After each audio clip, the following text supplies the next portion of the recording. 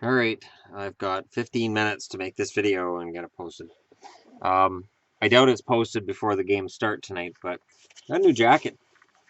This is the jacket I ordered through Lids. It came in today. I got it for uh, $39 or $38 with tax, somewhere along those lines.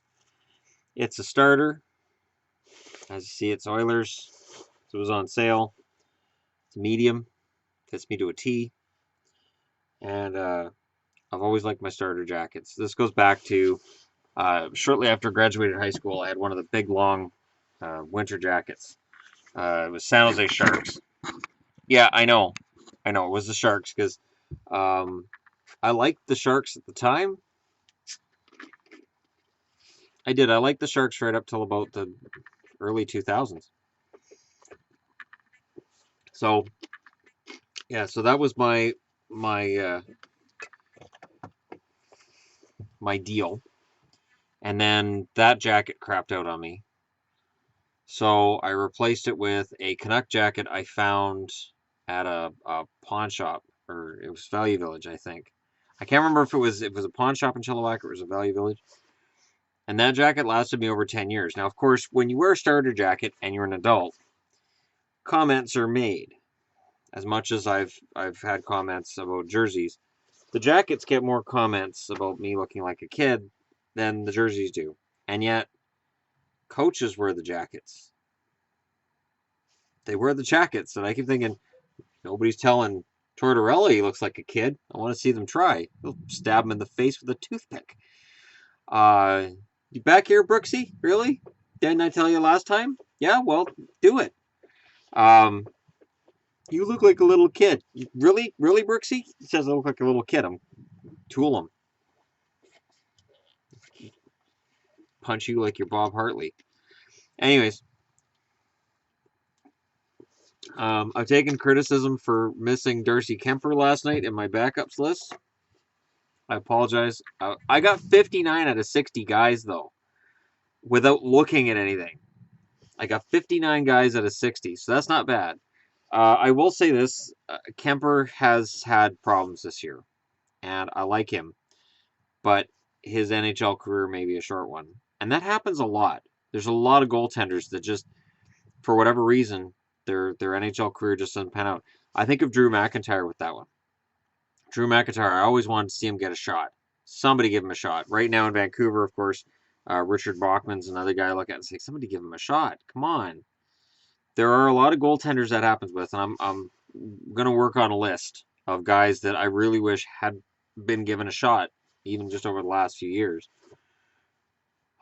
Because it's tough. Goaltending is really tough. I mean, forwards, you have 4 different lines. Defense, you have 6 defensemen, sometimes 7 in a game. And over a season, you need 10 of them. Goalies, there's 60 jobs. And yeah, injuries are going to happen, but the competition for goaltending is really, really strong. So, yeah, so that's the news and notes of the day. My jacket with the honking huge logo. You know, sports stuff now, it's like the logos have to be bigger and bigger. Like jerseys logos are much bigger than they used to be, and it's like, is the team this insecure? Did this is this like the NHL saying all of our teams are insecure? Please make the logo larger. Because it's strange to me that it's that big that it pretty much wraps around the arm, and then there's this line here from where it was folded when it was shipped. I've got another jersey which is almost here at Lids. They told me that'll be in another week. So yeah, so that's where I get my stuff. I get asked a lot where I get my stuff. I go through lids.ca. I go through Ice Jerseys as well. Ice Jerseys doesn't have as good as strong of deals as Lids does. I wait for Sport Check to have jersey sales as well. Um, I've used Cool Hockey before. I've had it the last time I ordered through coolhockey.com, I had problems and I didn't order through them again. Um, and then they had the Canadian dollar at par with American, and then one day they just went nope, and all the jerseys went up by 30%, and I went, it's not worth it for me. So even on sale, the jerseys are still exceedingly expensive on my end of things because of that extra 30%, which to me seemed like I understood why they were doing it, but I wasn't a big fan of it. All right, all that stuff aside, let's take a look at what's going on with hockey tonight, because I'm going to be watching some hockey. The New York Rangers are in Carolina. Carolina is one of those teams that can scare you, so the Rangers have to be focused. Carolina plays a really good game. They got some really good young players, and I still say that next year, I think Carolina's going to be the one that turns it around. You look at Toronto, what they've done this year, what Edmonton's done this year. Next year, I think it's going to be Carolina. Minnesota's and Tampa. This is a weird one. I wouldn't be surprised to see Tampa win this. Tampa desperately needs points, and Minnesota, it's hard to go 82 games playing as well as they have, and you have to expect somewhat of a fallback. So I'm honestly thinking Tampa could win that tonight. Phillies and Toronto, that's going to be wild. I'm going to be watching that one. I would expect Toronto to win that game. I think Toronto's the better team between the two in terms of talent now. Talent in the future, I think Philly's going to be scary. Philly needs to just fix their goaltending. And then Philly is, with some experience for those guys on the blue line, like Provorov and Ghost and all those young guys. And I want to see Sanheim come up too, because I want to see what he can do. But Toronto, they should win this. They're at home. Anaheim in Chicago. I'm not going to bet against Chicago getting 8 wins in a row, because they're Chicago and they're on a mission, and they scare me when they're on a mission. I've seen this story before. Montreal is in Calgary. Holy crap, I got to watch that. Montreal 6 in a row, Calgary 7 in a row. Whoa. Something's got to give, eh? Is Calgary's goaltending going to come back to earth, or is Montreal's anemic offense going to be unable to break through Calgary's red line? It's going to be interesting. I would say blue line, but it's the Sea of Red in Calgary, people. That's a really tough call. I guess, well, Calgary's at home. They should win that. But we'll see. It's an interesting road trip for Montreal. It's really telling, but definitely Claude Julien seems to have the team going in the right direction. Jersey's in Colorado. Whoever you think's going to win this game, you're probably right. Because both of them have been brutal. Neither of them can score. So if you're going to watch this game, make sure you got a pillow handy. Ottawa's in Arizona. Ottawa's on a very nice 4-game winning streak, and it's kind of overshadowed by the fact Montreal's on a 6-game winning streak. So Ottawa's not making up ground, but they're not falling further back either. And Ottawa is slowly putting daylight between themselves and the Bruins. And I think that continues tonight. I think Ottawa wins that. Vancouver's at home to the Islanders. The Islanders have been great. Vancouver has been showing a lot of spirit lately. I would be very surprised if the Islanders win this game. I think Vancouver, I think that's the game Vancouver's going to win. Vancouver's not going to make the playoffs. But, man, the spirit that team's shown. And now all of a sudden, Sportsnet's like, oh, Bo Horvat's emerging as a star. No. No. I have been saying Bo Horvat's a star for a year. I've been saying Bo Horvat's a star since his first game in the NHL. When I watched some moves and saw how he played, and I was like, this kid's special. And I've had a lot of people argue about it with me, and whether or not Horvat's going to be anything decent. And now that he looks like he's going to score about 55 points this year, now that it looks like his ceiling is probably the 65, 70 point range, which is where I put him the whole time. No, that's me. I did that. So I take full credit. No, I'm very proud of Horvat, very proud of the Canucks right now. The effort is there. The talent is not. And that's the deficiency. That's why Willie Desjardins should not be fired. He probably will be, because back-to-back misses of the playoffs, it's easier to fire the coach than to trade the players.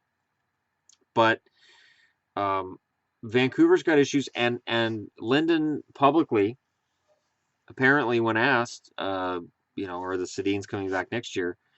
Rather than say what most GMs or presidents would say, well, the guy's got a year left on the contract, his answer was along the lines of that's up to them. So I guess the Canucks are okay with the Sedins retiring this year rather than waiting till next year. I wouldn't read too much into that. The fact that I brought it up is probably reading too much into it, but it does seem like an interesting conundrum. Because if the Sedins go, that's $14 million under the cap. And then if they somehow could get rid of Louis Eriksson, that'd be $20 million under the cap. And then Miller's gone as a free agent, that's $26 million under the cap. Oh, they could bring down ticket prices. That's not going to happen. Nashville's in LA. I have no clue who's going to win that.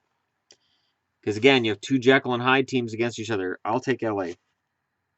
Let me know who you'll take though. And Washington, coming off of an unusual loss, is in San Jose. I'll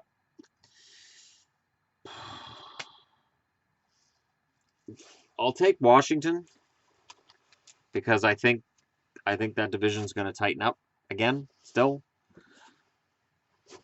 But you could make an argument for San Jose and be just as right. So let me know which winners you guys have. I wanna just do a final note as well on last night's Pittsburgh Winnipeg game.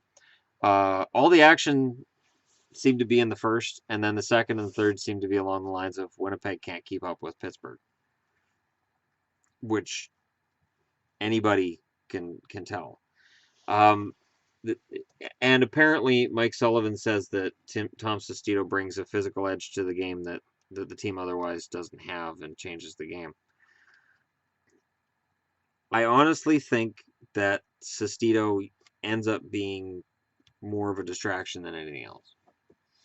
And I applaud Mike Sullivan for defending his player, but I do wonder if this is Sestito's last kick at the can. If after this season he's kind of forced out of the league. And it happens. And I'm not saying it to be mean or to be cruel.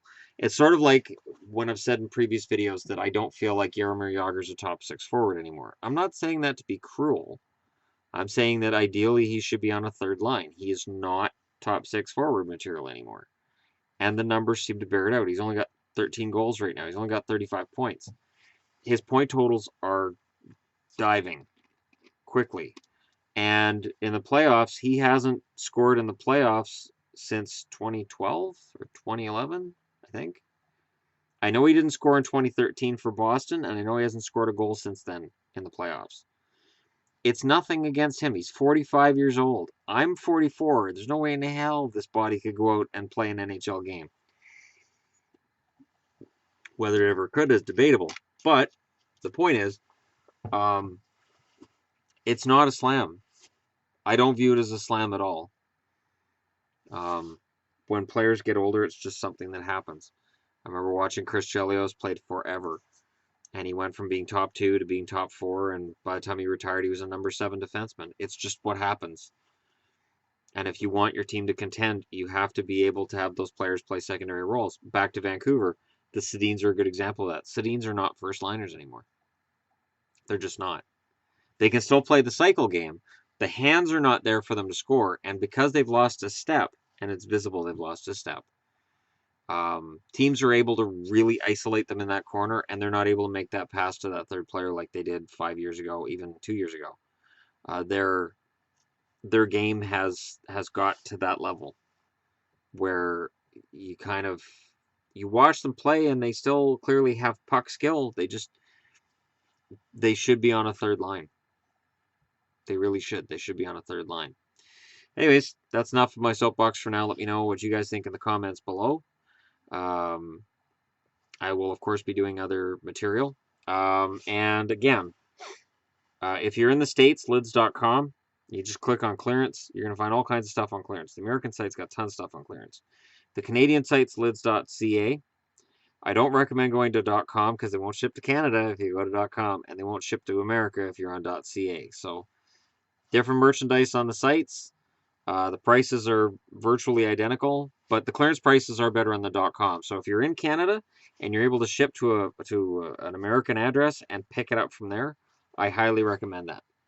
I think you're saving money that way, even with the discrepancy in the dollar. I think you're saving money. Anyways, that's it from me for now. Don't forget to hit like and subscribe if you're browsing right through. We are so close to 3,000 subscribers. It's kind of an exciting time, and I'm looking forward to that. So thank you very much for watching, and I'll talk to you all again soon.